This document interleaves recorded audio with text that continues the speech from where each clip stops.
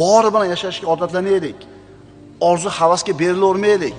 Bormi oling, yo'qmi kutib turing. Qarzga olib yemang u narsani, qarzga olib kiymang. Zarurat bo'lsa mayli. Qish keldi, ko'mir, zarurat, pulingiz yo'q, qarzga olib turing. Uyga tezroq ko'chib kirishingiz kerak, eshik romga pul bo'lmayapti. Qarzga olib turing, zarurat. Lekin bizni olayotgan qarzlarimizni hammasi ham shunaqami? Aksariyat orzu havasmi? Bu qarzni, mana shu kreditni zararlaridan protsent, foizlar.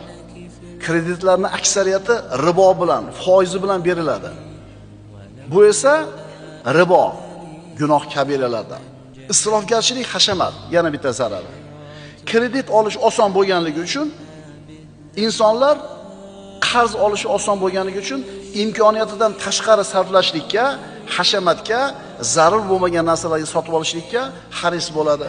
Agar shu qarz olish qiyin bo'lsa, qarzga birov pul bermasa yoki buyum bermasa, sabr qil, majbur yashaydi.